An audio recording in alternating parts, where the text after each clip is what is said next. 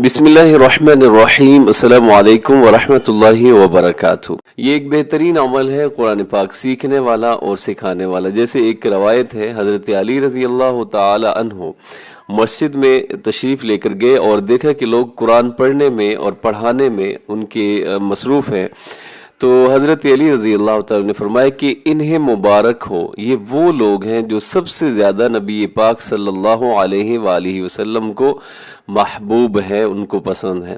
پھر اسی طرح ایک اور روایت میں آتا ہے کہ حضرت ابو ذر غفاری رضی اللہ تعالیٰ عنہ سے نبی پاک صلی اللہ علیہ وسلم نے فرمایا کہ ابو ذر، بے شک صبح جا کر تم اللہ رب العزت کی کتاب کی ایک آیت سیکھ لو تو یہ تمہارے لیے 100 رکعات نماز پڑھنے سے زیادہ بہتر ہے۔ اور اسی طرح اگر کوئی دین کا علم کا کوئی ایک باب سیکھ لیتے ہو اور اس باب پر بے شک اس وقت یعنی اس مسئلہ جو جان رہے ہو اس کی تمہیں بے شک اس وقت ضرورت نہ بھی ہو، لیکن اگر تمہیں دین کا وہ مسئلہ سیکھ لیا، وہ بات سیکھ لی ہے، تو یہ 1000 رکعات نفل پڑھنے سے بہتر ہے۔ تو بہرحال اللہ رب العزت سے دعا ہے کہ اللہ کریم یہ پڑھنا پڑھانا اپنی بارگاہ عالیہ کے اندر قبول اور منظور فرمائے اور ہمیں مزید اللہ رب العزت ہمت عطا فرمائے۔ بسم اللہ الرحمن الرحیم۔ الف پہلا لفظ ہے الف، اس کو الیف پڑھنا غلط ہے، صحیح ہے الف۔ دوسرے نمبر پر ہے با، دونوں ہونٹوں کو آپس میں ملا کر پڑھیں گے با۔ تیسرے نمبر پر ہے تا، چوتھے نمبر پر ہے ثا۔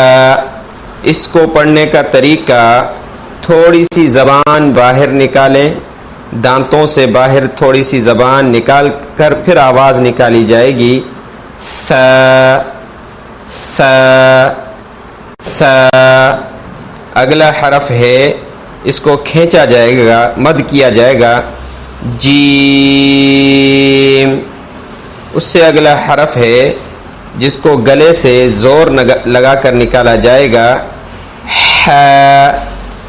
ہا ہا کو نکالنے کا آسان طریقہ یہ ہے کہ جس طرح انسان گلے سے بلغم نکالتا ہے، زور لگاتا ہے، کھانستا ہے، تو اس طرح ایک کیفیت پیدا کی جائے، گلے پر زور دیا جائے تاکہ یہ حرف نکلے ہا۔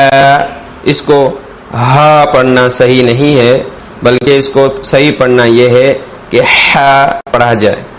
اس کے بعد ہے خو، اس کو بھی گلے سے نکالا جائے گا جس طرح انسان بلغم نکالتا ہے، زور لگا کر خو۔ دال، اس کے بعد ہے کہ ذال، تھوڑی سی زبان باہر نکال کر پڑھیں گے ذال ذال۔ اور اس کے بعد ہے رو، اس کے بعد کا جو حرف ہے دونوں دانتوں کو ملا کر زور دیا جائے گا اور پڑھا جائے گا زا زا زا۔ اور اس کے بعد جو حرف ہے کہ سیٹی کی آواز پیدا کی جائے گی اور آواز نکالی جائے گی سین سین سین۔ اس کے بعد کا حرف ہے شین، اور اس کے بعد جو حرف ہے اس میں سیٹی کی آواز نکالی جائے گی اور پڑھا جائے گا صاد، موٹا کر کے پڑھیں گے صاد۔ اور اس کے بعد جو حرف ہے کہ زبان کی کروٹ دائیں طرف لگائیں یا بائیں طرف، اوپر کی طرف لگانی ہے، دائیں طرف یا بائیں طرف لگائیں اور پڑھیں ضاد ضاد تو۔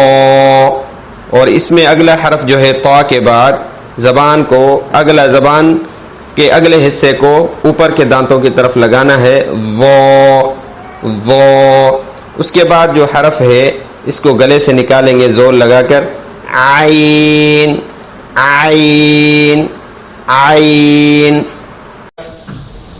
غین، گلے سے زور لگا کر جس طرح انسان اپنا کھانستا ہے، بلغم نکالتا ہے، تو اسی طریقے سے زور لگا کر غین غین غین۔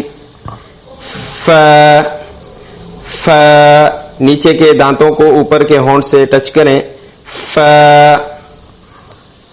قاف کیف. یہ دو کاف ہیں, ایک ڈاٹس والی جس پر نقطے ہیں, اس کو بڑی قاف کہتے ہیں, اس کو اس طرح پڑھا جائے گا قاف.